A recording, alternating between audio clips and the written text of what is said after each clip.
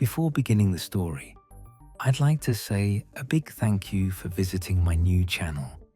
I'm going to be uploading alternate history-related stories every single day. If that sounds good, be sure to leave a like and don't forget to subscribe. It means a whole lot when just getting started. I hope you enjoy the story. The stranger came by on a Wednesday afternoon in October, which was a slow time at the shop. The kind of slow that made me glad when a customer came through the door, even if all they needed was a copy of a house key. He wasn't coming in. He was on the sidewalk when I stepped out to put a delivery notice on the door, and he came directly toward me with the specific purpose of someone who had been waiting for me to appear, rather than just passing by. He was maybe 50, ordinary looking in the way that made it hard to hold the specifics of his face in memory, and he held out his hand with a key in it. I took it because the gesture was unambiguous, and because taking things handed to me with purpose was a professional reflex. He said, "Don't use it," and then he walked away, past the shop and down the block, and I stood on the sidewalk with the key in my hand and watched him go, and didn't call after him because by the time I'd processed what had just happened, he was around the corner. I went back inside and looked at the key. I've been running a locksmith shop for 11 years, which means I've handled more keys than I could count and can identify lock types the way other people identified birds or car models, automatically and from very little information. The profile of a key, the way the cuts were arranged along the blade, and the particular geometry of the bow told me the lock type, and usually the manufacturer, and sometimes the approximate era of manufacture. This key didn't tell me any of those things. The blade profile was close to several standard types without being any of them. The cuts were in a pattern that my professional knowledge said was valid in terms of the mechanical logic of it, a pattern that would work in a specific type of lock, but the geometry of that lock type wasn't one I'd encountered. The bow was simple and unbranded. The metal was standard brass, nothing unusual in the material. I put it on the workbench and looked at it for a while, and then I closed up for the day and went home, thinking about it on the walk. By Thursday morning, I decided to find the lock it fit. The professional compulsion of a locksmith confronted with an unfamiliar key is, I'll admit, exactly the kind of thing that the man had probably anticipated when he said, "Don't use it." He'd given it to a locksmith specifically. The instruction not to use it was the kind of instruction that a locksmith received and processed differently from how a non-locksmith received it. Not to use it as a command addressed to a person who would naturally want to understand what it opened was a different proposition than the same command addressed to someone who just put it in a drawer. But I was also aware that someone had walked up to me on the street and said, "Don't use it," and that whatever the key opened, someone thought the instruction was important enough to deliver in person to the specific person who had been given the key.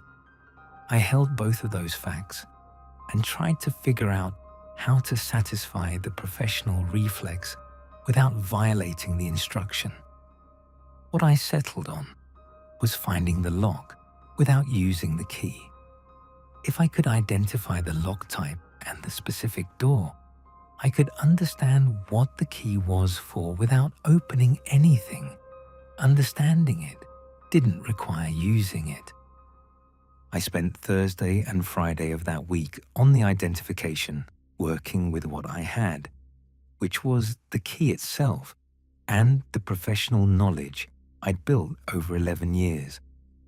The profile didn't match any manufacturer in my reference materials, which covered the major domestic and international lock manufacturers going back to the early 20th century.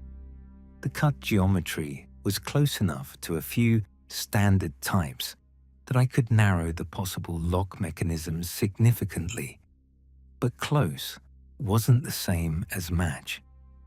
I went back through the reference materials twice before I considered the possibility that the key wasn't from any manufacturer I had documentation on, because it wasn't from any manufacturer that existed in my professional world. That was a different kind of conclusion, and it took me a while to sit with it. I found the door on Saturday. It wasn't a systematic search. I'd been walking the neighborhood around my shop, thinking about the profile and the cut geometry and the building stock in the area, because old locks in old buildings sometimes preserved hardware that had gone out of production decades earlier, and the 2-block radius around my shop was older commercial and residential stock going back to the 20s and 30s. I was looking at building entries and basement accesses with the eye of someone who was pattern matching without fully committing to the search. The building on Halvert Street was a 4-story commercial block that had been in various uses since its construction in 1931. Currently, it housed a small accounting firm on the 2nd floor and a shipping supply company on the ground floor, and the basement was listed as storage according to the building directory. The street-level access to the basement was a heavy wooden door set into the Halvert Street facade, secured with a padlock through an iron hasp. I almost walked past it. The padlock was wrong. Not wrong in the sense of damaged or unusually old. Wrong in the sense that its design didn't match any padlock manufacturer I recognized, the same category of not quite right that I'd been seeing in the key all week. The proportions were slightly off from any standard, the shackle geometry not matching any profile in my memory, the body of the lock a design I couldn't place. I crouched down and looked at the keyway. The keyway matched the key's profile. I stood up and looked at the padlock for a while longer than was probably natural for a person standing on a public sidewalk, and then I walked back to my shop. Finding the stranger took 4 more days. I asked at the businesses on the block where he'd walked after leaving me, which produced 2 confirmed sightings from shop owners who'd seen him on that stretch of sidewalk more than once in the weeks prior to Wednesday. I asked at the coffee shop on the corner, where he'd apparently bought coffee 3 times in 2 weeks. The counter person described him well enough for me to confirm I was looking for the same person. He came into the coffee shop on a Thursday morning while I was sitting at a table near the window. He walked in, saw me, and came over and sat down, the way someone sat down who had been expecting this conversation to happen eventually. His name was Lorne. He said he'd been watching for the right moment to give me the key for about 2 weeks, timing it for when he thought the situation in this neighborhood was stable enough that the instruction would hold. He said he'd known when he gave it to me that a locksmith would want to find the lock, and he'd also known that a locksmith would understand the difference between finding it and using it, which was why he'd given it to a locksmith rather than to someone who'd just use it without understanding the mechanism. I asked him to explain what the key was. He explained it the same way I'd come to explain things in this account, which was plainly and in order, the relevant information first.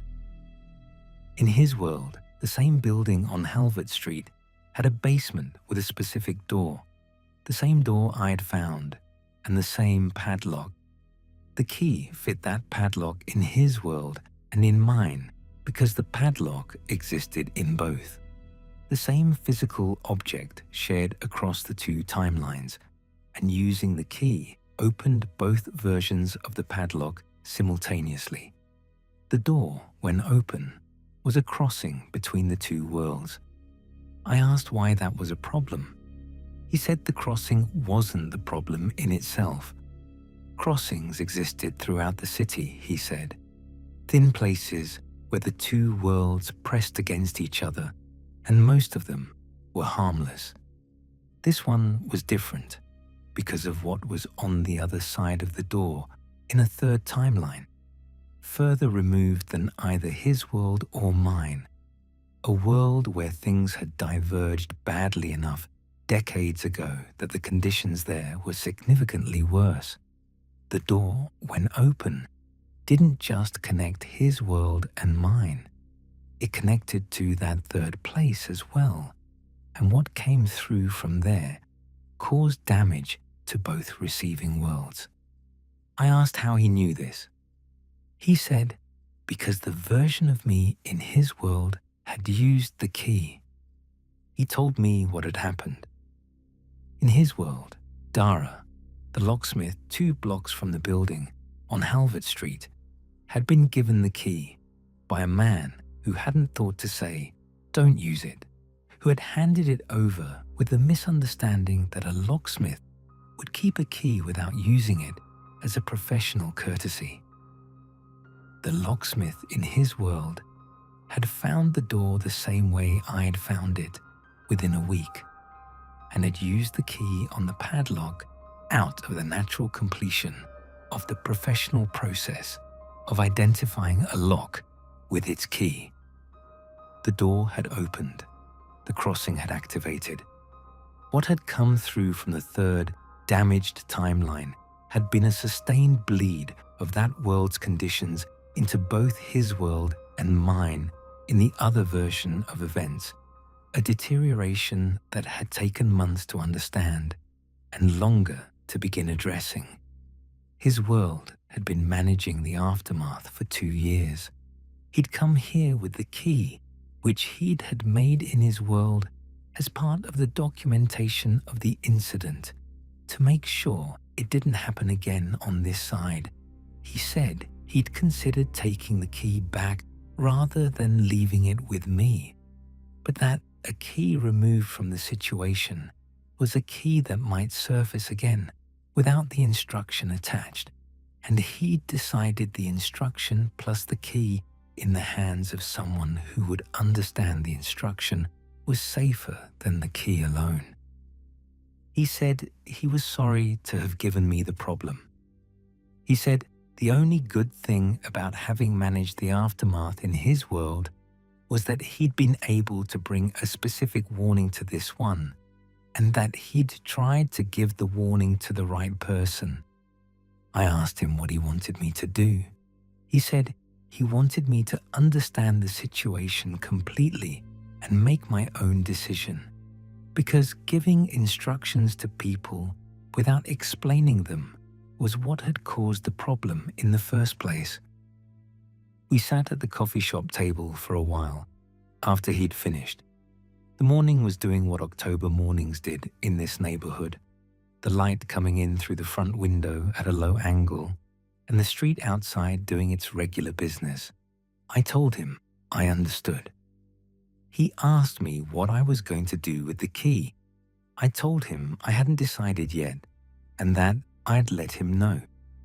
He left his coffee shop number, which he said was where he was staying until the end of the week, and he left. I went back to the shop and took the key out of the drawer where I'd been keeping it and put it on the workbench. I looked at it for a long time. A locksmith's professional relationship with a key is specific. A key is a functional object designed to do one thing, and its value is in that function.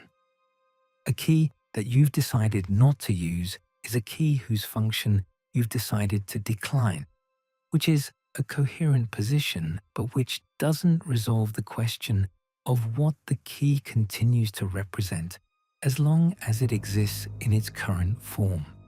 A key that fits a specific lock in the hands of any person who found it and identified the lock would do what keys do. I got out the metal saw. I cut the key into 4 sections, starting with the blade, working through the bow.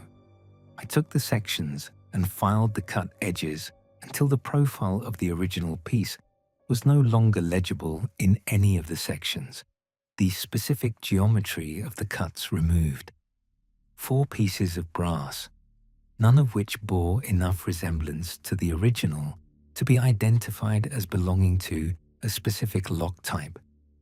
I put the pieces in 4 separate envelopes and mailed them to my own return address from 4 different post boxes, which meant they'd come back to me in a few days and I could dispose of them separately. I'd learned early in the trade that the disposal of a key was as important as the making of one, and the principle applied here with more weight than usual. I called the coffee shop number and left a message, forlorn, telling him what I'd done. He called back that afternoon and said that was the right decision.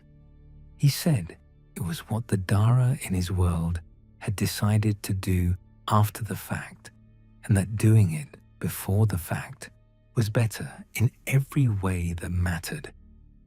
He left town the following day. The padlock on the basement door of the Halvard Street building is still there, as far as I know. I walked past the building about a week after Lorne left, and the door was still secured. The padlock doing its job, the keyway in the front face of it looking the same as it had when I'd found it. There's no key that fits it anymore. Not in this world, anyway. In Lorne's world, there might still be pieces of one, and there might be people who know what those pieces were before they were made into pieces. But in this world, the specific profile of cuts that would turn that mechanism is gone, removed in sections, and made unrecoverable by the simple process of filing the geometry away until there was nothing left that could be read as a key. A lock without a key that can be made is a lock that stays closed. That's the whole job sometimes, just keeping the right things closed.